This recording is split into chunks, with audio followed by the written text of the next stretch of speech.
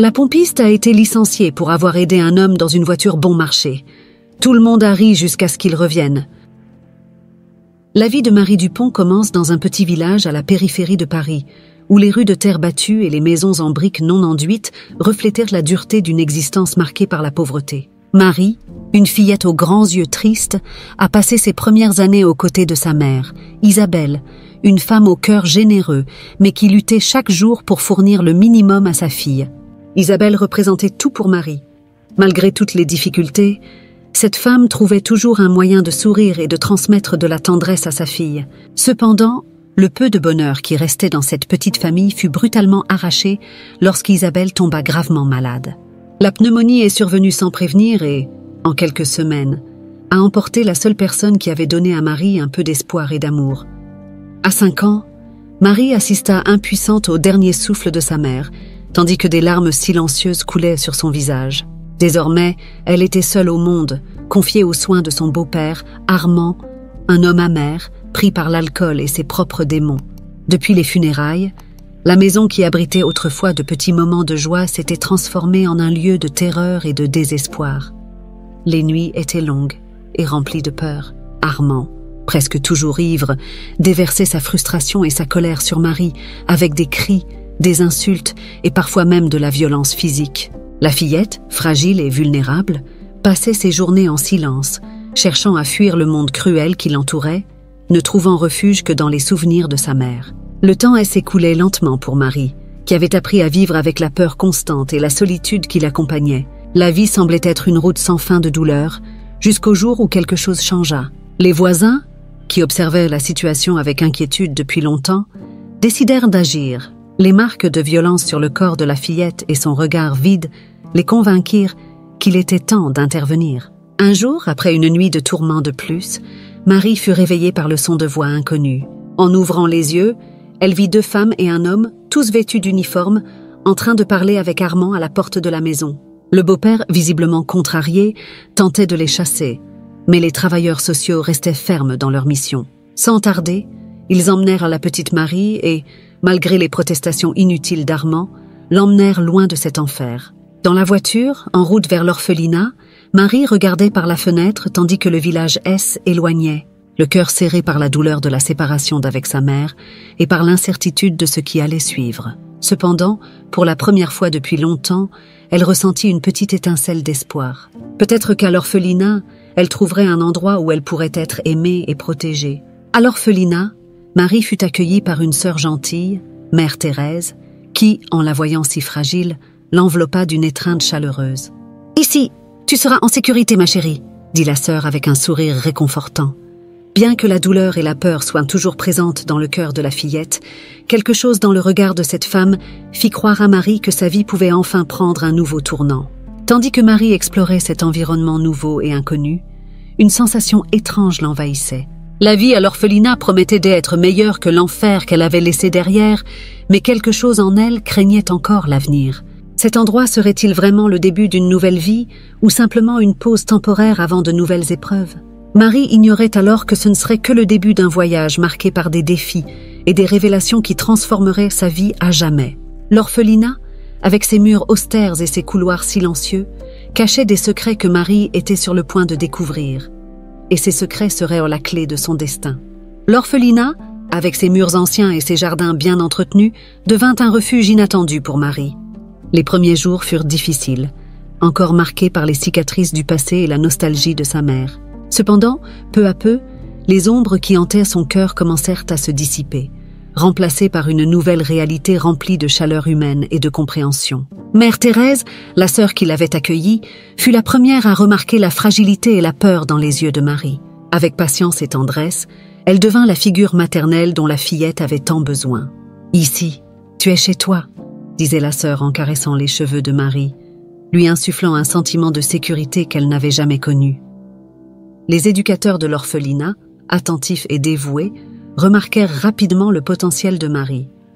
La fillette, qui était d'abord réservée et timide, commença à s'ouvrir, révélant une intelligence aiguisée et une soif de connaissance qui surprit tout le monde. Au fil du temps, les livres devinrent ses meilleurs amis, la transportant vers des mondes lointains et lui permettant de rêver d'un avenir différent de celui qu'elle avait connu. À l'orphelinat, Marie trouva aussi quelque chose de plus précieux encore, des amitiés véritables. Des enfants de tous âges, chacun avec son propre vécu de perte et de douleur, se rassemblèrent autour d'elle, formant une nouvelle famille, une famille non de sang, mais de cœur. Parmi eux, se distinguait une fillette au sourire facile et aux yeux pétillants nommée Valentine, qui devint rapidement sa meilleure amie.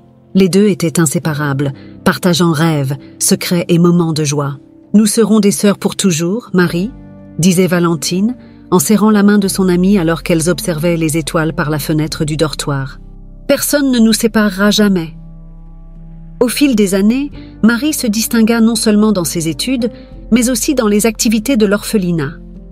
Sa force intérieure, autrefois cachée, commença à briller, faisant d'elle un exemple pour les autres enfants. Elle aidait les plus jeunes, participait activement aux tâches quotidiennes et devint une présence constante et fiable pour tous ceux qui l'entouraient. La résilience qu'elle avait développée, forgée dans les épreuves de son enfance, la transforma en une jeune fille déterminée et compatissante. Mère Thérèse et les autres éducateurs voyaient en Marie un avenir prometteur. C'est pourquoi, lorsqu'elle atteignit la majorité, ils n'hésitèrent pas à la soutenir dans sa transition vers la vie adulte. L'orphelinat, en partenariat avec un fonds d'assistance aux orphelins, lui offrit une petite maison, modeste mais accueillante, où elle pourrait commencer son parcours vers l'indépendance. Le jour où Marie quitta l'orphelinat fut chargé d'émotions contradictoires. D'un côté, elle se sentait excitée par la perspective de commencer une nouvelle vie. De l'autre, la séparation d'avec Valentine et les autres enfants lui serrait le cœur. Cependant, avec sa détermination habituelle, Marie affronta l'avenir avec courage. Lorsqu'elle arriva à sa nouvelle maison, une petite maisonnette aux murs blancs et un jardin avec des fleurs récemment plantées, elle ressentit une vague de gratitude et d'émotion. La maison N n'était pas seulement un toit au-dessus de sa tête, elle était un symbole de tout ce qu'elle avait surmonté et de tout ce qui restait encore à venir. Marie savait que le voyage ne serait pas facile, mais elle était prête à l'affronter, armée de la force qu'elle avait cultivée au fil des ans. En défaisant ses valises, Marie trouva un petit carnet, un cadeau d'adieu de Valentine, avec une note écrite sur la première page « Pour que tu n'oublies jamais d'où tu viens et que tu aies toujours le courage d'aller de l'avant. » Les mots de son amie résonnèrent profondément dans son cœur et elle décida qu'elle utiliserait le carnet pour consigner ses expériences, ses rêves et ses succès. Cette nuit-là, allongée dans son nouveau lit, Marie regarda le plafond et sourit. Pour la première fois depuis longtemps, elle se sentit en paix, avec le sentiment que, finalement, le destin était de son côté. Pourtant, alors que la lune éclairait doucement la chambre, une légère inquiétude monta en elle. Que lui réservait l'avenir ? Quel défi l'attendait encore ? Marie ignorait que ce nouveau départ allait ouvrir des portes à des rencontres inattendues, des secrets du passé et des épreuves qui mettraient sa force à l'épreuve comme jamais auparavant. La petite maison qu'elle appelait maintenant chez elle serait le théâtre des événements qui transformeraient sa vie d'une manière qu'elle n'aurait jamais pu imaginer. L'aube dans la petite maison de Marie apportait avec elle un mélange d'espoir et d'incertitude. Les premiers jours dans son nouveau chez-soi furent marqués par une paix qu'elle n'avait pas ressentie depuis longtemps. Mais bientôt, la réalité commença à frapper à la porte. Avec les économies de l'orphelinat qui s'épuisaient, Marie savait qu'elle devait trouver un emploi pour subvenir à ses besoins. La grande ville, avec ses avenues animées et ses visages inconnus, était un monde effrayant et en même temps plein de possibilités. Marie commença sa recherche d'emploi avec la même détermination qui l'avait guidée tout au long de sa vie. De boutique en boutique, de bureau en bureau, elle déposait son CV, toujours avec un sourire timide, mais plein d'espoir. Pourtant, la réponse était toujours la même. « Désolé, mais nous avons déjà pourvu le poste, ou nous recherchons quelqu'un avec plus d'expérience. » Les refus, l'un après l'autre, commencèrent à peser sur son cœur, mais elle refusait d'abandonner. « J'ai déjà traversé bien pire », pensait-elle, en essuyant les larmes qui s'obstinaient à couler après un énième « non ». Après des semaines de recherche incessante, l'opportunité se présenta enfin. Par une chaude et étouffante après-midi, Marie entra dans une petite station-service en périphérie de la ville, où une affiche à la fenêtre annonçait une place vacante. L'endroit était simple, avec d'anciennes pompes à essence et une modeste boutique de proximité. Marie fut accueillie par Alphonse Roy, le propriétaire, un homme d'âge moyen avec un sourire qui semblait amical, mais qui révélerait bientôt ses véritables intentions. « Nous avons besoin de quelqu'un pour aider à la caisse et au nettoyage, » dit Alphonse, en observant Marie de haut en bas avec un regard qui la fit frémir. Malgré son malaise, elle accepta l'offre. Elle avait besoin de ce travail et à ce moment-là, elle n'avait pas d'autre choix que d'accepter. Les premiers jours à la station furent difficiles. Alphonse, qui au début se montrait serviable, commença rapidement à se comporter de manière inquiétante. Ses regards insistants et ses commentaires insinuants mettaient Marie de plus en plus mal à l'aise. Quand elle essayait d'éviter sa présence, il trouvait toujours un moyen d'être près d'elle, en lui touchant l'épaule ou en se penchant trop près d'elle pendant qu'elle travaillait à la caisse. De plus, ses collègues Laurence et Estelle, deux femmes plus âgées qui travaillaient à la station depuis des années, ne facilitèrent pas son adaptation. Dès le premier jour, elles furent froides et hostiles, traitant Marie avec mépris et dédain. Chaque fois que Marie essayait d'engager la conversation, elle recevait des réponses courtes et sèches, quand Hélène n'était pas complètement ignorée. Un soir, alors qu'elle terminait son nettoyage, Marie entendit des chuchotements venant du dépôt. Curieuse, elle s'approcha de la porte entr'ouverte et jeta un coup d'œil à l'intérieur. Laurence et Estelle comptaient de l'argent et discutaient à voix basse du prochain chargement. Marie resta immobile, essayant de comprendre de quoi il s'agissait, jusqu'à ce qu'Estelle, s'apercevant de sa présence, referme violemment la porte, interrompant brusquement la conversation. Le lendemain, Laurence la confronta. « Ne te mêle pas de ce qui ne te regarde pas, la nouvelle. Si tu sais ce qui est bon pour toi, tu feras ton travail et tu te tairas. » Marie, surprise et effrayée, acquiesça simplement, sentant une boule se former dans sa gorge. Désormais, en plus de devoir gérer Alphonse, elle devait s'inquiéter de ses collègues, qui étaient clairement impliqués dans quelque chose d'illicite. Les jours devinrent un fardeau pour Marie. Travailler à la station N était pas seulement épuisant physiquement, mais aussi émotionnellement éprouvant. La sensation d'être constamment surveillée, les avances de plus en plus audacieuses d'Alphonse et l'attitude hostile de Laurence et Estelle créaient une atmosphère étouffante. Cependant, Marie s'accrochait à l'espoir, se rappelant des paroles de Mère Thérèse et de la promesse qu'elle s'était faite de ne jamais abandonner. Un soir particulièrement long, alors qu'elle fermait la caisse et se préparait à partir, Alphonse l'appela dans son bureau. « Je dois te parler, Marie. Ça ne prendra pas longtemps, » dit-il avec ce sourire qu'elle avait appris à redouter. Le cœur battant la chamade, elle entra dans la pièce, où l'atmosphère semblait encore plus lourde que d'habitude. « Tu es une bonne fille, Marie, très travailleuse, » commença Alphonse, en se levant de sa chaise et en s'approchant lentement. « Mais il y a certaines attentes qui viennent avec ce travail. » Il l'encercla alors, sa proximité la faisant reculer jusqu'à sentir le mur froid contre son dos. Marie, sentant la panique monter, réalisa qu'elle était seule et vulnérable. Alors que le temps semblait s'étirer, Marie sentit l'impulsion de fuir. Mais elle savait que, si elle cédait maintenant, sa vie pourrait de nouveau s'effondrer. Elle devait trouver une issue. Mais comment? Son esprit tournait à la recherche d'une solution, tandis que la présence menaçante d'Alphonse se refermait sur elle, comme une ombre dont elle ne pouvait échapper. Marie savait qu'elle ne pouvait pas continuer ainsi, mais où pourrait-elle aller? Et plus important encore, comment affronter les défis qui ne faisaient que commencer à se révéler? Les jours à la station-service se transformèrent en une lutte constante pour Marie. Alphonse continuait ses avances, de plus en plus insistantes, tandis que Laurence et Estelle, frustrées par la résistance de Marie à s'impliquer dans leur trafic de carburant, devinrent encore plus cruelles. La jeune fille se sentait entourée d'ennemis, et le travail, qui semblait au départ une chance de recommencer, était devenu un cauchemar. Laurence et Estelle, voyant que Marie ne céderait pas facilement, changèrent de tactique. « Oh, tu te crois meilleure que nous ?» se moqua Laurence un matin, tandis que Marie nettoyait les pompes à essence. « Ça ne prendra pas longtemps avant qu'Alphonse perde patience avec toi. Et quand ça arrivera, il ne te restera que des regrets. » Estelle, à côté d'elle, riait avec mépris, mais Marie, les dents serrées, continuait son travail, ignorant les provocations. Cependant, les provocations étaient le moindre de ses problèmes.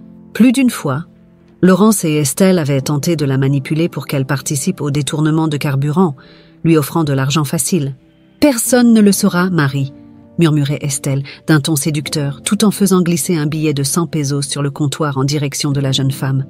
« Il te suffit de faire ce qu'on te dit, et ta vie sera beaucoup plus facile. » Marie regarda le billet, ressentant le poids de la tentation.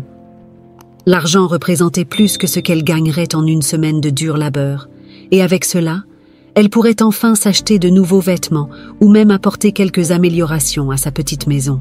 Mais quelque chose en elle résistait. Elle se souvenait des leçons de Mère Thérèse sur l'importance de l'honnêteté et de la façon dont sa mère, malgré les difficultés, avait toujours lutté pour rester une femme intègre. « Je ne veux pas de ça », dit Marie, repoussant le billet vers Estelle. « Je préfère continuer à faire mon travail honnêtement. » Estelle, surprise et irritée, reprit le billet d'un geste brusque. « Tu creuses ta propre tombe, ma fille », menaça-t-elle. À partir de ce moment-là, ses collègues de travail commencèrent à l'isoler encore plus, l'ignorant complètement où, lorsque la communication devenait inévitable, utilisant un ton rude et tranchant. La solitude sur le lieu de travail devint presque insupportable. C'est lors d'une de ces soirées solitaires et difficiles, alors que Marie fermait la station, qu'elle entendit un faible bruit près des poubelles. Curieuse et cherchant une distraction, elle s'approcha et découvrit un petit chaton gris, maigre et sale, miaulant de faim. Le cœur de Marie se serra en voyant le petit animal. « Salut, petit », murmura-t-elle, tendant la main avec précaution. Le chaton, apparemment affamé et épuisé, s'approcha d'elle, hésitant. Marie le prit délicatement dans ses bras, sentant le petit corps trembler de froid et de peur. « Tu dois avoir très faim », dit-elle en caressant le félin. Déterminée à ne pas le laisser mourir là, Marie l'emmena chez elle ce soir-là, le nourrissant de lait chaud et d'un morceau de pain trempé, la seule nourriture qu'elle avait à disposition. Elle nomma le chaton Thomas, et depuis cette nuit, il devint sa compagnie constante. Thomas, avec son miaulement doux et son regard affectueux, apporta un nouveau rayon de lumière dans la vie de Marie. Les jours où le travail devenait insupportable, elle trouvait du réconfort à savoir que Thomas l'attendait à la maison, prêt à l'accueillir avec un ronronnement chaleureux. Chaque fois qu'elle rentrait chez elle après une journée épuisante, Thomas courait vers elle, grimpant sur ses jambes et réclamant des caresses. « Tu es la seule bonne chose qui me soit arrivée ici », disait Marie en le caressant, ressentant un calme qu'elle n'avait pas éprouvé depuis longtemps. Le petit félin devint plus qu'un simple animal de compagnie. Il était un ami, un refuge au milieu du chaos qui l'entourait. Prendre soin de Thomas donnait à Marie une raison de continuer à se battre, même quand tout semblait perdu. Il était sa source de joie et le rappel constant que, malgré les difficultés, il existait encore de la bonté et de l'innocence dans le monde. Mais Marie savait que sa situation à la station-service ne pouvait pas durer éternellement. L'honnêteté qu'elle maintenait avec tant de ferveur devenait un fardeau dangereux dans un environnement dominé par la corruption et la malveillance. Ce qu'elle ne savait pas encore, c'est que le destin allait bientôt lui apporter de nouveaux défis qui mettraient à l'épreuve sa force et son intégrité encore plus profondément. Et alors qu'elle caressait Thomas, Marie sentait que quelque chose de grand était sur le point de se produire, quelque chose qui pourrait changer sa vie pour toujours. L'atmosphère à la station-service devenait plus tendue chaque jour. Alphonse, irrité par la baisse des profits, déversait sa frustration sur les employés, principalement sur Marie, qui restait sa cible préférée d'harcèlement et de mépris. Les attaques d'Alphonse devinrent plus agressives, tandis que Laurence et Estelle, conscientes de la situation, observaient avec des regards malicieux, attendant le moment où Marie finirait par céder. Un jour particulièrement chaud et suffocant, alors que la station était presque vide, un vieux Chevrolet bleu usé par le temps entra dans la cour. Un vieil homme, au visage marqué par de profondes rides et aux mains tremblantes, descendit de la voiture avec difficulté. Il s'approcha de la caisse, où Laurence et Estelle étaient en train de discuter, et demanda humblement de remplir le réservoir. « Ma bonne dame, dit-il d'une voix fatiguée, j'ai oublié mon portefeuille à la maison, mais j'ai besoin d'essence pour rentrer. Pourriez-vous m'aider? Je vous promets que je reviendrai payer. » Laurence et Estelle échangèrent un regard complice avec un sourire cruel. « Vous pensez qu'on est ici pour faire de la charité, Pépé ?» se moqua Laurence, les bras croisés. « Ici, c'est un commerce, pas une œuvre de bienfaisance. » Estelle, en riant, ajouta « Peut-être que vous devriez penser à rester chez vous au lieu de conduire sans argent. » Le vieil homme, visiblement embarrassé, baissa la tête. Il était sur le point de se retourner et de partir lorsque Marie, qui avait entendu toute la conversation en nettoyant les pompes à essence, s'approcha. Quelque chose en elle ne pouvait pas ignorer la souffrance de cet homme. Elle savait ce que c'était de se sentir désemparée et sans personne à qui se tourner. « Attendez, monsieur !» dit-elle doucement, posant la main sur les épaules du vieil homme. « Je vais remplir votre réservoir. » L'homme la regarda avec des yeux humides, surpris par cette bonté inattendue. « Oh, mais je n'ai pas de quoi payer maintenant, » répondit-il, hésitant. « Ne vous en faites pas pour ça, » répondit Marie avec un sourire gentil. « C'est pour moi. » Elle sortit alors une petite somme de sa poche, suffisante pour couvrir le coût du carburant, et se rendit à la pompe pour servir le vieil homme. Pendant qu'elle remplissait le réservoir du Chevrolet, Marie ressentait un mélange de satisfaction et de tranquillité. Elle savait qu'elle faisait ce qui était juste, même si cela signifiait sacrifier une partie de son maigre salaire. Laurence et Estelle, qui observaient de loin, rirent avec mépris, chuchotant entre elles sur la stupidité de Marie. Cependant, cette petite flamme de bonté ne passa pas inaperçue aux yeux d'Alphonse. Il avait observé la scène depuis son bureau, son regard durci par la colère qui grandissait à chaque instant. Dès que le réservoir fut plein et que le vieil homme s'en alla, Alphonse sortit de son bureau d'un pas lourd, se dirigeant directement vers Marie. « Marie !» cria-t-il, sa voix résonnant dans la cour vide. Elle se retourna, sentant son cœur s'accélérer en voyant l'expression furieuse sur le visage de son patron. « Qu'est-ce que tu penses faire? Donner de l'essence gratuitement? Ici, ce n'est pas un lieu de charité. » Marie, essayant de rester calme, répondit « Il avait besoin d'aide, Alphonse. Je ne pouvais pas le laisser sans carburant, sachant qu'il risquait de ne pas rentrer chez lui. »« Je me fiche des problèmes des autres, » rétorqua Alphonse, s'approchant d'elle, sa voix dégoulinant de venin. « Tu as enfreint les règles. Et pire encore, tu as utilisé l'argent de la station pour ça. »« J'ai utilisé mon propre argent, » dit Marie, essayant de se défendre, mais Alphonse n'était pas disposé à écouter. Il l'interrompit brusquement. « Ça n'a pas d'importance. Vous pensez que vous pouvez faire ce que vous voulez ici? Que c'est une sorte de refuge pour les malchanceux ?» Alphonse prit une profonde inspiration, les yeux brillants de colère contenue. « Vous êtes renvoyée, Marie. Prenez vos affaires et partez immédiatement. » Les mots tombèrent sur elle comme un coup de marteau.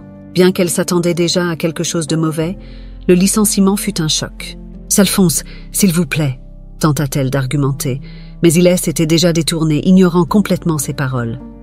Marie, sentant le poids du désespoir, retourna à l'intérieur du poste pour récupérer ses quelques affaires. Ses mains tremblaient en mettant ses affaires dans un petit sac. Les larmes menaçaient de couler, mais elle se força à garder la tête haute. Elle savait que, si elle montrait de la faiblesse, Laurence et Estelle la considéreraient comme vaincue, et cela, elle ne le permettrait pas. En quittant le poste pour la dernière fois, avec Thomas en tête comme le seul rayon de soleil dans sa vie, Marie se sentait perdue, mais aussi étrangement en paix. Malgré tout, elle avait fait ce qui était juste. Même si elle était maintenant sans emploi, elle savait qu'elle n'avait pas trahi ses principes. Mais le doute persistait. Comment survivrait-elle sans revenus, seule dans un monde qui semblait toujours conspirer contre elle?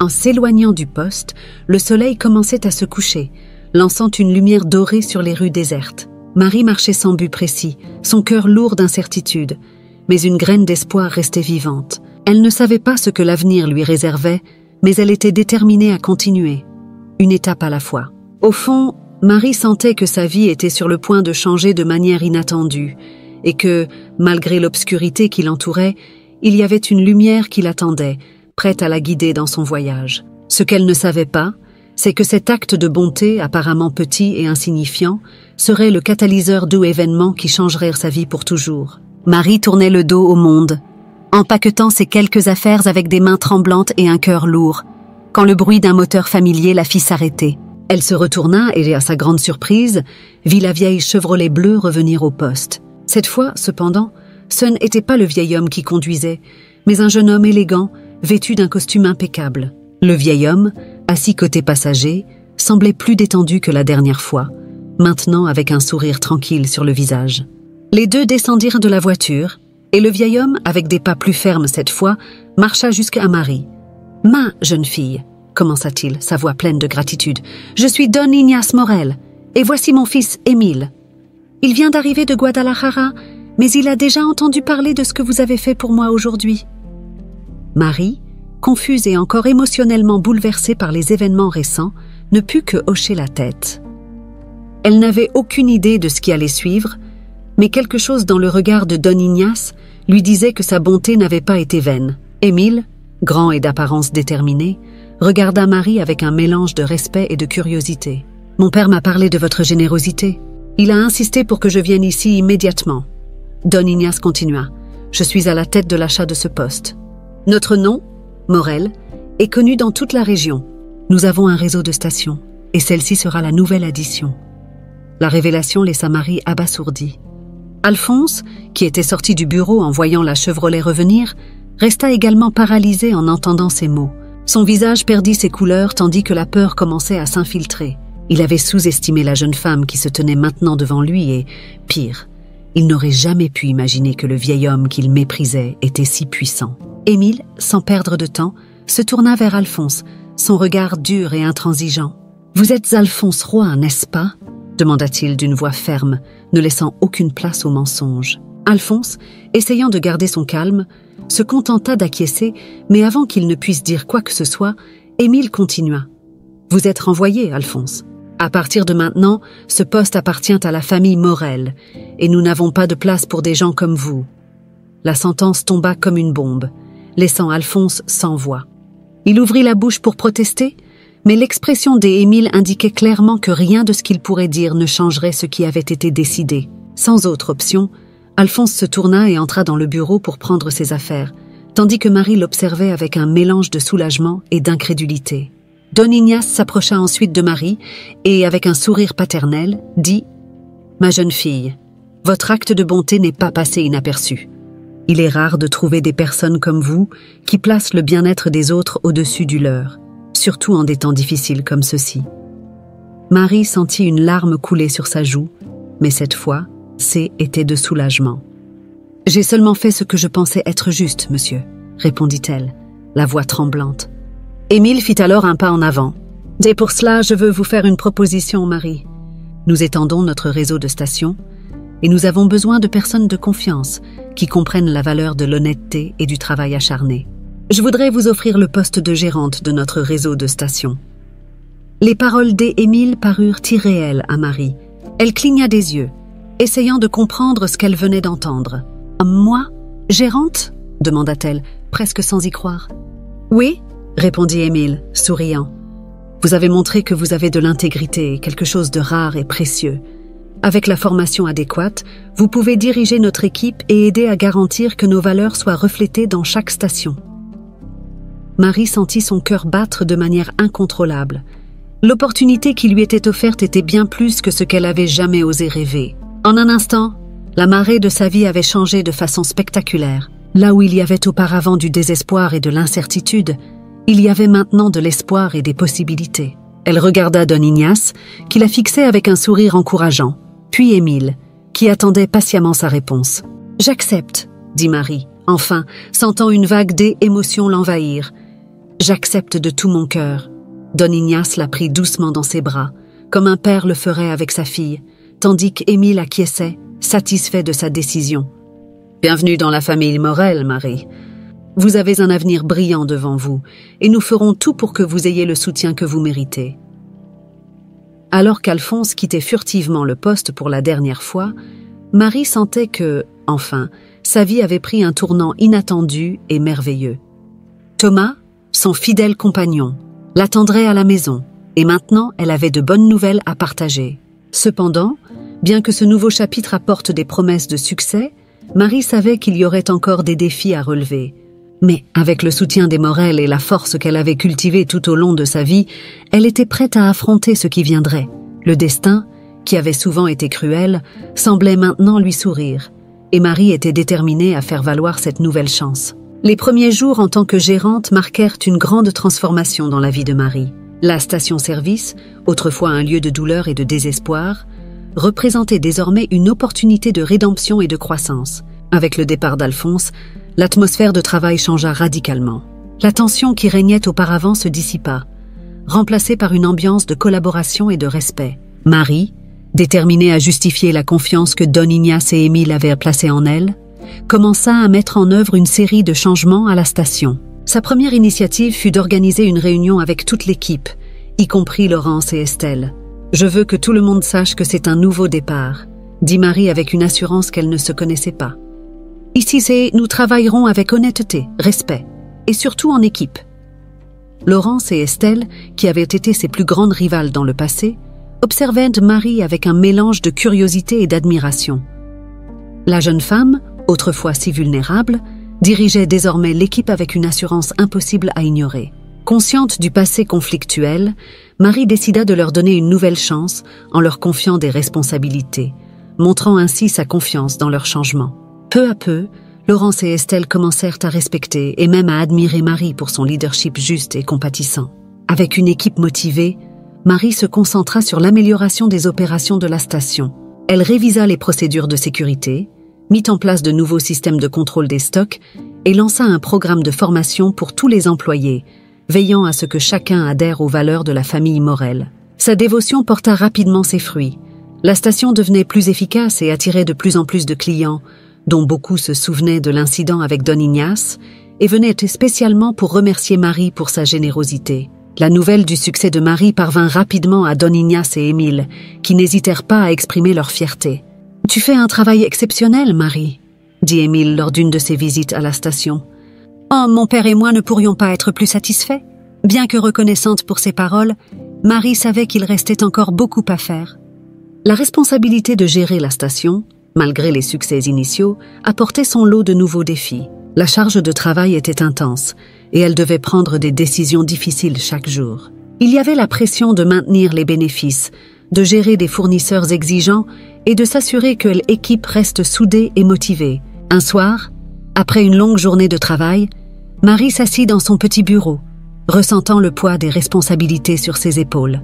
Elle regarda la photo de sa mère, qu'elle gardait sur son bureau, et soupira. « Est-ce que je suis vraiment à la hauteur, maman ?» demanda-t-elle, sa voix basse et pleine de doute. Thomas, qui était allongé à ses pieds, leva la tête et ronronna doucement, comme pour lui rappeler qu'elle n'était pas seule. En caressant le chaton, Marie se remémora toutes les difficultés qu'elle avait déjà surmontées. Sa position de leader, bien que difficile, était aussi une occasion de montrer sa résilience et sa capacité à faire la différence. Un des plus grands défis se présenta lorsque Marie découvrit que les profits de la station diminuaient à cause d'une nouvelle concurrence à proximité. Une station-service moderne, au prix très compétitif, avait ouvert à quelques rues de là, attirant bon nombre des clients réguliers. Marie savait qu'elle devait agir rapidement, ou tout le progrès accompli serait en péril. Rassemblant l'équipe, Marie discuta des stratégies pour faire face à la concurrence. « Oh, nous devons offrir quelque chose qu'ils n'ont pas », suggéra-t-elle, alors que les employés, elles, écoutaient attentivement. Ils décidèrent de se concentrer sur le service client, en offrant des services supplémentaires comme un lavage de voitures gratuit pour les clients réguliers et en créant un programme de fidélité. De plus, Marie proposa d'améliorer le magasin de proximité en y apportant des produits locaux et exclusifs pour attirer la clientèle. Avec ces changements, Marie espérait non seulement garder les clients actuels, mais aussi en attirer de nouveaux. L'équipe, désormais unie, travailla sans relâche pour mettre en œuvre ses idées et les résultats commencèrent à se manifester. Lentement, les clients revinrent, non seulement pour l'essence, mais aussi pour l'expérience unique qu'ils trouvaient là, quelque chose que la nouvelle station moderne ne pouvait pas reproduire. Laurence, qui était autrefois sceptique à l'égard de Marie, se rapprocha d'elle avec un regard plus doux. « Tu as vraiment réussi à changer cet endroit ?» lui dit-elle un jour, alors qu'elles organisaient les nouveaux produits dans le magasin de proximité. « Je n'aurais jamais cru te dire ça, mais tu mérites tout ce succès. » Estelle, toujours plus réservée, commença également à montrer un côté plus coopératif en proposant des suggestions pour améliorer encore la station. Le respect que Marie avait gagné n'était pas seulement dû à sa position, mais à la manière dont elle traitait chacun avec équité et dignité. Malgré ses progrès, Marie savait que le voyage ne faisait que commencer. Avec la nouvelle concurrence, la nécessité d'innover et de maintenir l'équipe motivée serait constante. Mais, en regardant vers l'avenir, elle ne ressentait plus la peur qui l'avait tant paralysée autrefois.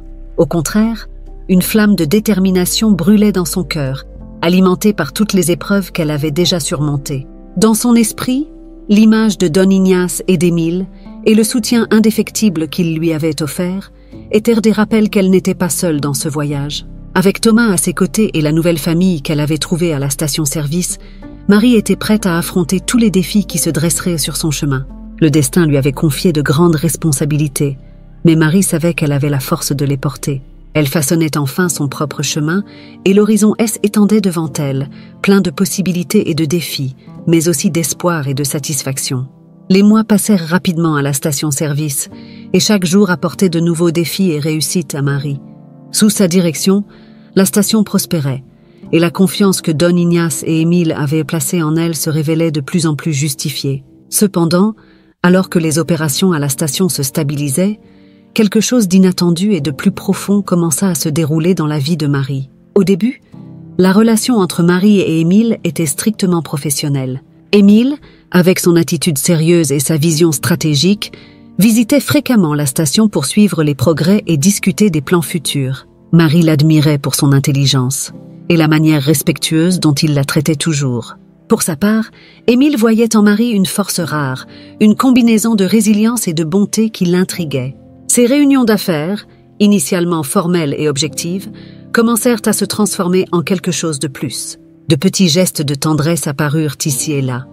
Une conversation plus longue après le travail, un rire partagé lors d'un moment de détente, ou un regard qui durait un peu plus longtemps que prévu. Ils avaient tous deux remarqué qu'il se passait quelque chose entre eux, quelque chose qui allait au-delà de la relation professionnelle qui les avait initialement réunis. Don Ignace, toujours observateur et avec un regard paternel envers Marie, remarqua le changement dans la dynamique entre les deux. Il avait toujours rêvé de voir son fils aux côtés d'une femme au grand cœur, et peu à peu, il commença à encourager cette relation. « Émile, disait-il lors de conversations privées, ce n'est pas facile de trouver une femme comme Marie. Elle est forte, honnête et dévouée. Je vois comment tu la regardes, et je ne peux m'empêcher d'imaginer à quel point vous seriez heureux ensemble. » Émile, qui avait toujours respecté son père, commença à réfléchir plus sérieusement à ce qui se passait dans son cœur. Il savait que Marie était différente de toutes les autres personnes qu'il avait rencontrées. Elle avait une pureté et une détermination qui l'attiraient profondément. Mais il sentait aussi que Marie, malgré toute sa force, portait des cicatrices qui la faisaient hésiter à s'ouvrir à l'amour. Marie, quant à elle, ressentait les mêmes conflits intérieurs. Elle commençait à réaliser que ses sentiments pour Émile allaient au-delà du simple respect ou de l'admiration. Il y avait une chaleur dans sa poitrine chaque fois qu'il était près d'elle. Une agréable anxiété qui la poussait à vouloir en savoir plus sur lui, à passer plus de temps à ses côtés. Mais chaque fois qu'elle se permettait de penser à quelque chose de plus, les ombres du passé refaisaient surface, lui rappelant toutes les fois où elle avait été blessée et trahie. « Tu mérites d'être heureuse, Marie », lui avait dit une fois Don Ignace, dans un moment de sincérité. « Ne laisse pas le passé te voler les opportunités que le présent t'offre. » Ces mots restèrent dans l'esprit de Marie, mais la décision de se laisser ressentir était plus difficile qu'elle ne l'avait imaginé. Le souvenir de son enfance difficile, l'abandon, la lutte constante pour survivre, tout cela la rendait hésitante, craignant de se blesser à nouveau. De plus, il y avait la différence de classe entre eux, un aspect qu'elle n'avait jamais oublié et qui la faisait se demander si elle appartenait vraiment au monde d'Émile. Pourtant, malgré tous ses doutes, Marie ne pouvait ignorer le lien spécial qui se formait entre elle et Émile. Il y avait des moments où, en discutant de l'avenir du poste, ou simplement en se promenant ensemble sur la propriété, elle ressentait une connexion si profonde qu'il était impossible de l'ignorer. Émile, quant à lui, se montrait de plus en plus attentif, cherchant des moyens de rester à ses côtés, offrant soutien et conseils, mais aussi en lui faisant clairement comprendre qu'il serait là pour tout ce dont elle aurait besoin. Un soir, après une longue journée de travail, Émile invita Marie à dîner. « Rien de formel », dit-il avec un sourire. « Juste une bonne conversation et un repas décent. Je pense que nous méritons tous les deux un peu de repos. » Marie hésita, mais accepta l'invitation. Le dîner eut lieu dans un restaurant cosy, loin de l'agitation et des préoccupations du quotidien. Ils discutèrent de tout, travail, rêves, et même des difficultés qu'ils avaient affrontées dans la vie. Émile fut honnête sur la pression qu'il ressentait en tant qu'héritier de la famille Morel et sur le fait qu'il avait toujours souhaité trouver quelqu'un qui le comprendrait au-delà des apparences. Pour la première fois depuis longtemps, Marie se sentit à l'aise pour parler de son enfance, de ses combats et de ses espoirs. La vulnérabilité qu'elle partagea avec Émile créa un lien encore plus fort entre eux, quelque chose qu'ils perçurent tous les deux avec clarté à la fin de la soirée. « Tu es une personne incroyable, Marie, » dit Émile, en la raccompagnant chez elle. « Et je veux que tu saches que tu peux compter sur moi pour quoi que ce soit. » Marie sourit, le cœur battant plus vite. « Merci, Émile. »« Moi aussi, je suis là pour toi. » Alors qu'ils se disaient au revoir, l'air était chargé d'une douce tension, un mélange d'attente et de crainte de l'inconnu. Ils savaient tous les deux que quelque chose de spécial était en train de naître entre eux, mais aussi qu'il faudrait du temps et de la patience pour que ce sentiment se consolide. Marie, en rentrant chez elle, trouva Thomas qui l'attendait, comme toujours. En caressant le petit chat, elle se permit de rêver, même si ce haine n'était que pour un bref instant. Que se passerait-il si elle se permettait d'aimer à nouveau? Serait-ce possible, après tout ce qu'elle avait traversé? Ces questions continueraient à hanter ses pensées, mais désormais, avec Émile à ses côtés, Marie commençait à croire que peut-être, juste peut-être, l'amour était une nouvelle aventure qu'elle était enfin prête à entreprendre. Les obstacles qui subsistaient seraient difficiles à surmonter, mais la force qu'elle avait construite tout au long de sa vie pourrait être exactement ce dont elle avait besoin pour ouvrir son cœur et laisser entrer l'amour. La vie de Marie semblait enfin prendre un tournant. Le lien grandissant avec Émile, le succès au poste d'essence et le respect qu'elle avait gagné de Don Ignace et des collègues de travail lui avaient donné un nouvel espoir et une nouvelle confiance. Pourtant, comme une tempête inattendue, le passé qu'elle avait tant essayé de laisser derrière elle revint la hanter de manière cruelle et imprévisible. Un matin comme les autres, alors que Marie révisait les rapports de vente dans le bureau du poste, une silhouette familière apparut à la porte. Le sang de Marie se glaça en reconnaissant Armand, son beau-père, qu'elle n'avait pas vu depuis des années. Il avait vieilli, avec le visage marqué par la dure vie qu'il menait encore manifestement, mais le regard cruel et avide était le même qu'autrefois. « Marie, » dit-il avec un sourire tordu, « il semble que tu aies enfin eu de la chance dans la vie. » Marie sentit un frisson parcourir son échine. « Que fais-tu ici, Armand? Comment m'as-tu trouvé ?» Il fit un pas en avant, sans se soucier de cacher le mépris dans sa voix. « Ça a été facile. J'ai entendu parler de toi par des connaissances. On m'a dit que tu étais devenue une gérante importante, travaillant pour une famille riche. Qui aurait cru que cette petite fille apeurée s'en sortirait aussi bien? »« Je ne te dois rien, » répondit Marie, essayant de rester calme, bien que, à l'intérieur, elle était en panique. Armand rit avec mépris. « Tu crois vraiment que tu peux simplement continuer ta vie et m'oublier? C'est moi qui t'ai élevée, gamine, et tu me dois pour ça. Maintenant que tu as une belle vie, je pense qu'il est juste que je reçoive ma part. » Marie savait qu'il était là pour profiter de sa nouvelle situation. « Je n'ai rien pour toi, pars. » Mais Armand N n'était pas intimidé. Il s'approcha encore plus, se penchant sur le bureau. « Je sais tout de ton amitié avec ce type, Émile et son père. Ils te font confiance, n'est-ce pas? Imagine ce qu'ils penseraient s'ils connaissaient la vérité. Ou mieux encore, s'ils entendaient les mensonges que je pourrais raconter. » Marie pâlit. « Qu'est-ce que tu veux? »« Ah, de l'argent, dit-il sans détour. Une somme qui me fera oublier ce que je sais sur toi. Ou bien tu me payes, ou je leur raconte que tu volais, que tu mentais et que tu faisais pire encore. Tu sais bien qu'ils me croiront, pas toi. » Désespérée, Marie tenta de discuter. « Ce n'est pas vrai, tu sais que je n'ai jamais rien fait de tout ça. »« Qui va croire une fille qui a grandi comme toi? Les riches n'aiment pas la saleté, Marie. Et toi, pour eux, tu restes toujours une fille sale. Alors, tu vas me payer ou risquer tout ce que tu as accompli. » Armand laissa bien comprendre qu'il reviendrait récupérer l'argent dans quelques jours, et si elle ne lui donnait pas ce qu'il exigeait, il détruirait sa réputation avec des mensonges. Lorsqu'il partit, Marie resta paralysée, le cœur lourd de peur et de désespoir. Les jours suivants, la présence d'Armand planait au-dessus d'elle comme un nuage sombre. Il commença à apparaître de manière inattendue, à des heures différentes, la pressant toujours davantage, devenant de plus en plus menaçant. Marie, qui était autrefois si forte et confiante, commença à se sentir de nouveau comme l'enfant effrayé qu'elle avait été tant d'années auparavant. La pression commença à affecter non seulement sa vie personnelle, mais aussi son travail. Les nuits d'insomnie, les moments de distraction pendant les réunions et l'inquiétude constante qu'Armand puisse apparaître à tout moment commencèrent à interférer avec son travail. Marie essayait de cacher son état émotionnel à Émile et Don Ignace, mais ils remarquèrent que quelque chose n'allait pas. « Marie, » dit Émile un soir, après un dîner où elle semblait distante, « je sens qu'il y a quelque chose qui te tracasse. Tu sais que tu peux compter sur moi, n'est-ce pas ?»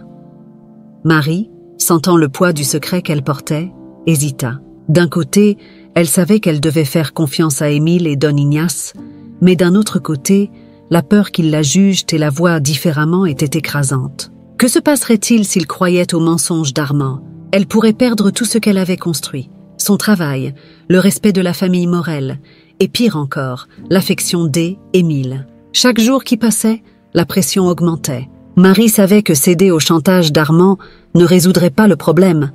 Cela ne ferait que le repousser. Il reviendrait toujours pour en demander plus, et elle serait éternellement sa prisonnière. Mais le confronter signifiait risquer tout, et la question qui revenait sans cesse dans son esprit était « Aurait-elle le courage d'affronter son passé et de dire la vérité à Émile et Don Ignace ?» Ou continuerait-elle à vivre avec cette peur, laissant Armand la contrôler? Finalement, après une nuit de cauchemars et d'angoisse, Marie prit une décision. Elle ne permettrait pas à Armand de détruire sa vie. Il était temps d'affronter ses démons, de raconter son histoire et de faire confiance à Émile et Don Ignace pour voir qui elle était vraiment, et non la personne qu'Armand essayait de dépeindre. Le lendemain matin, le cœur battant et l'esprit concentré, Marie appela Émile et Don Ignace, leur demandant de venir au poste pour une conversation importante. Lorsqu'ils arrivèrent, elle savait qu'il n'y aurait plus de retour en arrière. Ce était le moment de vérité, et bien qu'elle soit terrifiée, elle ressentait aussi un étrange soulagement à l'idée de finalement affronter son passé de front. Marie savait que le moment était venu d'affronter son passé. Le cœur lourd, mais déterminé, elle demanda à Émile et Don Ignace de la retrouver dans le bureau du poste. L'endroit, généralement un lieu de décision et de plan pour l'avenir, allait maintenant devenir le théâtre de l'une des révélations les plus importantes de sa vie. « Marie, que se passe-t-il? Tu as l'air si inquiète, » dit Émile, sentant la tension dans l'air dès qu'il entra dans le bureau. Don Ignace, à ses côtés, observait Marie avec une expression paternelle d'inquiétude. Marie prit une profonde inspiration, essayant de calmer le tourbillon d'émotions qu'elle ressentait. « Il y a quelque chose que je dois vous dire. Quelque chose que je porte depuis longtemps et que je ne peux plus garder pour moi. » Avec une voix tremblante au début, mais qui gagna en force au fur et à mesure qu'elle avançait, Marie commença à raconter son histoire.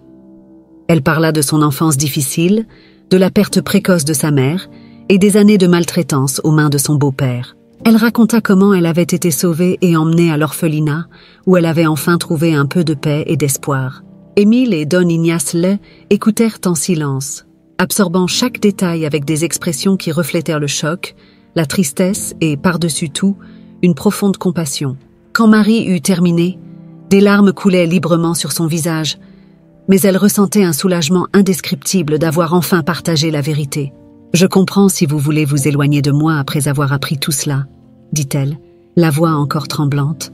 « Mais je devais être honnête. » Émile, sans hésiter, s'approcha et l'enveloppa dans une étreinte chaleureuse. « Marie, tu es l'une des personnes les plus fortes que j'ai jamais rencontrées. Ce que tu as traversé, c'est inimaginable. Mais le fait que tu sois ici, à surmonter tout cela, ne fait qu'augmenter mon admiration pour toi. Je suis là pour toi, maintenant et toujours. » Don Ignace, les larmes aux yeux, s'approcha également. « Ah Marie, ma chère, tu es comme une fille pour moi. Savoir ce par quoi tu es passée ne fait qu'augmenter le respect et l'affection que j'ai pour toi. Ne doute jamais de ta place dans notre famille. » Ces mots, venant des deux personnes qui comptèrent le plus pour elle, furent comme un baume pour l'âme de Marie. Elle sentait le poids du passé se dissiper un peu plus, remplacé par le soutien et l'amour qui l'entouraient désormais. Avec le temps, la relation entre Marie et Émile se renforça encore davantage. Ils commencèrent à planifier un avenir ensemble, discutant de leurs rêves et des possibilités avec un enthousiasme renouvelé. Marie se permit enfin de rêver d'une vie pleine d'amour et de stabilité, quelque chose qui semblait autrefois si lointain et inaccessible. Cependant, le bonheur nouvellement découvert de Marie était menacé. Armand, son beau-père, n'était pas prêt à abandonner si facilement. Il fut furieux de constater que ses tentatives de chantage n'avaient pas eu l'effet escompté. Décidé à détruire la paix de Marie, Armand commença à concevoir un plan plus insidieux. Armand savait que pour blesser Marie vraiment, il devait non seulement atteindre sa réputation, mais aussi sa sécurité émotionnelle et professionnelle. Il commença à recueillir des informations, cherchant tout point faible qu'il pourrait utiliser contre elle. Son objectif était clair: ruiner la confiance que Émile et Don Ignace avaient à placer en Marie et déstabiliser la vie qu'elle était en train de construire. De son côté, Marie, bien que soulagée d'avoir raconté son histoire, elle n'était pas insensible à la menace que représentait encore Armand. Elle savait qu'il ne renoncerait pas facilement et qu'elle devait être prête à affronter le pire. Un après-midi, alors qu'elle examinait quelques documents dans le bureau, Marie reçut un appel téléphonique d'un numéro inconnu. En répondant, elle entendit la voix désagréable d'Armand. « Tu pensais que tu pouvais m'ignorer, Marie? Détrompe-toi. J'ai des informations qui peuvent détruire tout ce que tu as construit, et je vais les utiliser. » Le cœur de Marie s'emballa. « Que veux-tu, Armand? »« De l'argent, » répondit-il froidement. « Beaucoup d'argent, ou je vais m'assurer que tout le monde connaisse la vérité sur toi. Et crois-moi, ce ne sera pas joli. » Marie raccrocha, se sentant de nouveau acculée. Mais cette fois, elle n'était pas seule. Déterminée à ne pas laisser Armand gagner, elle raconta à Émile l'appel téléphonique. « Il ne s'arrêtera pas », dit-elle, tenant fermement la main d'Émile. « Mais je ne vais pas le laisser nous détruire. » Émile, avec un regard déterminé, répondit « Nous allons affronter cela ensemble, Marie. Il ne peut pas nous vaincre. » Marie savait que la bataille ne faisait que commencer. Armand représentait une menace réelle et dangereuse, mais avec Émile et Don Ignace à ses côtés, elle était prête à se battre. Ensemble, ils commencèrent à élaborer un plan pour faire face à Armand et protéger le bonheur qu'ils avaient trouvé. Marie sentait que, malgré les défis à venir, elle avait enfin une chance de construire la vie dont elle avait toujours rêvé. Et avec l'amour et le soutien d'Émile et de Don Ignace, elle était déterminée à affronter tout obstacle qui se présenterait sur son chemin. Le retour d'Armand avait jeté une ombre sur la vie de Marie, mais elle était déterminée à ne pas le laisser détruire ce qu'elle avait accompli. Cependant, Armand, désespéré et amer, elle n'était pas prêt à abandonner. Résolu à détruire Marie à tout prix, il chercha des alliances dans des endroits sombres et trouva en Laurence et Estelle, les anciennes collègues de Marie, les complices parfaites pour son plan diabolique. Laurence et Estelle, qui nourrissaient encore du ressentiment envers Marie pour les avoir surpassées et gagner le respect qu'elle n'avait jamais obtenu, furent facilement manipulées par Armand. Il les convainquit que si elles réussissaient à abattre Marie, elles seraient récompensées de manière substantielle. Nourries par l'envie et la promesse d'argent facile, les deux femmes acceptèrent de participer au complot. Le plan d'Armand était simple, mais dévastateur, saboter le réseau de stations-service que Marie gérait afin de créer une crise qui mettrait toute l'opération en danger. Avec la réputation de Marie en jeu, il espérait que Don Ignace et Émile perdraient confiance en elle, la poussant ainsi à l'effondrement. Laurence et Estelle, utilisant leurs connaissances internes, commencèrent à saper lentement l'opération des stations. Elles falsifièrent des rapports, détournèrent du carburant et créèrent des problèmes logistiques qui commencèrent rapidement à causer des pertes. L'intention était claire, faire en sorte que Marie semble avoir perdu le contrôle, la plaçant dans une position délicate face à Don Ignace et Émile. Cependant, Marie, toujours vigilante et perspicace, commença à remarquer des irrégularités. Au début, elle pensait qu'il s'agissait d'erreurs humaines ou de problèmes ponctuels, mais elle réalisa vite que quelque chose de plus sinistre était en cours. Les pièces du puzzle commencèrent à s'assembler lorsqu'elle découvrit des preuves de sabotage délibéré, et son esprit connecta rapidement les points. Déterminée à ne pas laisser le plan d'Armand se concrétiser, Marie partagea ses découvertes avec Émile. « Quelqu'un essaie de saboter notre travail, Émile ?» dit-elle en tenant les documents qui prouvèrent la trahison. « Et je suis presque sûre qu'Armand est derrière tout ça. » En entendant les soupçons de Marie, Émile fut furieux. « Il est allé trop loin cette fois. Nous ne pouvons pas le laisser continuer à nous menacer. » Ensemble, ils décidèrent qu'il était temps d'agir. Avec l'aide d'un détective privé, ils commencèrent à surveiller les activités de Laurence et Estelle, collectant des preuves de leur implication dans le complot. Lorsqu'ils eurent enfin rassemblé toutes les preuves nécessaires, Marie et Émile confrontèrent Laurence et Estelle. « Oh, nous savons ce que vous faites, » dit Marie, la voix ferme mais chargée d'une tristesse contenue. « Vous nous avez trahis. Vous avez trahi la confiance que nous avions en vous. » Laurence, essayant de garder son calme, tenta de se défendre. « Je ne sais pas de quoi tu parles, Marie. C'est un malentendu. » Mais Estelle, incapable de supporter la pression, s'effondra. « C était Armand. Il nous a convaincus de faire ça. Il a dit qu'il nous paierait, que tu ne méritais pas ce que tu avais. » Marie secoua la tête, déçue. « Vous avez laissé la haine et la cupidité guider vos actions. Et maintenant, vous allez devoir en assumer les conséquences. » Qu'avec les preuves en main, Marie et Émile confrontèrent Armand lors d'une réunion tendue, où la vérité finit par éclater. Armand, réalisant qu'il avait perdu le contrôle de la situation, réagit avec fureur. « Tu as toujours été une ingrate, Marie. Je t'ai élevée, et c'est comme ça que tu me remercies. »« Tu ne m'as pas élevée ?» rétorqua Marie avec une fermeté qui la surprit elle-même. « Tu as essayé de me détruire, mais j'ai survécu.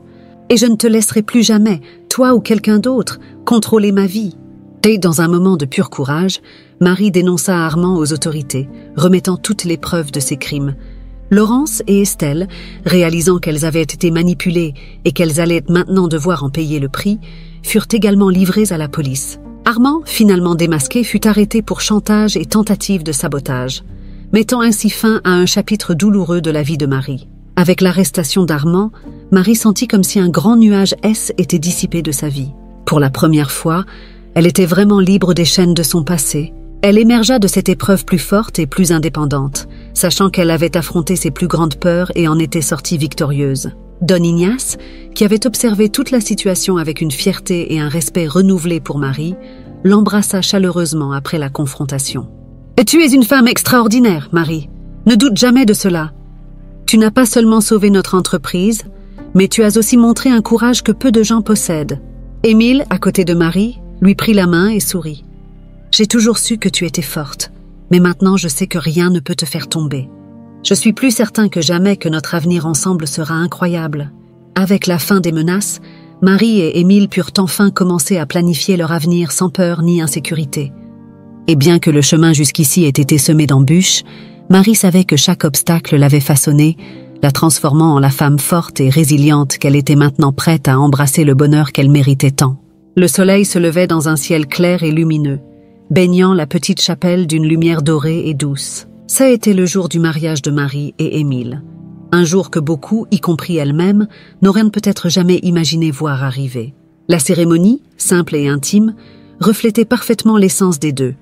Un amour véritable, forgé dans l'adversité et soutenu par l'intégrité et la confiance. Des amis proches et des membres de la famille étaient les présents, mais le moment le plus spécial fut lorsque Don Ignace, les yeux embués, conduisit Marie à l'autel. « J'ai toujours rêvé de voir mon fils aux côtés d'une femme forte et au grand cœur, dit-il, la voix chargée d'émotion. Et toi, Marie, tu es tout ce que j'aurais pu souhaiter pour lui et bien plus encore. » Un mari, vêtu de blanc, tenait les mains d'Émile, ressentant une paix qu'elle n'avait jamais connue auparavant. La chapelle, décorée de fleurs simples mais choisies avec soin, reflétait la nouvelle vie qu'elle était sur le point de commencer. Lorsque le prêtre demanda d'échanger les vœux, les mots vinrent naturellement, chargés d'amour et de sincérité. « Marie », commença Émile avec un sourire qui illuminait tout son visage, « depuis le moment où je t'ai rencontrée, j'ai su que tu étais spéciale. Ta force, ta bonté et ta façon d'affronter les défis m'ont appris ce qu'est le véritable amour. Je promets d'être à tes côtés à chaque instant, partageant les joies et affrontant les difficultés, aujourd'hui et toujours. » Marie, sentant les larmes monter, répondit « Émile, tu as apporté de la lumière dans ma vie dans les moments de ténèbres. Avec toi, j'ai appris à faire confiance et à croire de nouveau. Je promets d'être ta partenaire, ton amie, et de t'aimer de tout mon cœur, aujourd'hui et pour toujours. » Avec les alliances échangées et les bénédictions données, Marie et Émile devinrent officiellement mari et femme. La petite assemblée applaudit, et les deux marchèrent ensemble dans l'allée de la chapelle, prêts à commencer la nouvelle aventure qui les attendait. La réception, organisée dans le jardin de la maison de Don Ignace, fut marquée par la simplicité et la joie. Les rires et la musique remplissèrent l'air, tandis que les invités célébrèrent l'amour du nouveau couple. Dans un moment particulièrement émouvant, Don Ignace prit la parole et, avec un sourire ému, fit une annonce. « Aujourd'hui est un jour très spécial pour moi, » commença-t-il en tenant une coupe de vin. « Ah, non seulement parce que mon fils a trouvé l'amour de sa vie, mais parce que je vois qu'ils sont tous les deux prêts à continuer le héritage de notre famille. C'est pourquoi j'ai décidé de passer la gestion de tout le réseau de stations-service à Émile et Marie. Je fais entièrement confiance que, ensemble, vous ferez prospérer encore plus cette entreprise. » Marie resta sans voix. Le geste de Don Ignace N était pas seulement une démonstration de confiance, mais aussi la confirmation qu'elle avait enfin trouvé un endroit où elle appartenait, une famille qui l'avait accueillie de tout cœur. À la fin de la journée, alors que le soleil commençait à se coucher, Don Ignace appela Marie pour une conversation en tête-à-tête. Ils marchèrent dans le jardin, et il la guida jusqu'à un banc sous un grand arbre, où ils s'assirent côte à côte. « Marie, » commença-t-il en regardant l'horizon, « il y a quelque chose que je dois te dire. » Marie se tourna vers lui, curieuse et attentive. « J'ai toujours su pour ton passé, » révéla Don Ignace d'une voix douce et compréhensive. « Depuis le moment où Émile et moi avons décidé de te donner une chance, j'ai tenu à en savoir plus sur qui tu étais.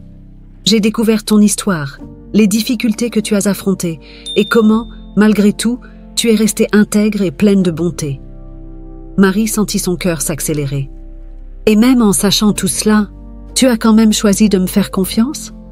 Don Ignace sourit et lui prit la main. « J'ai vu en toi la fille que j'ai toujours souhaité avoir, quelqu'un avec une force que peu de personnes possèdent.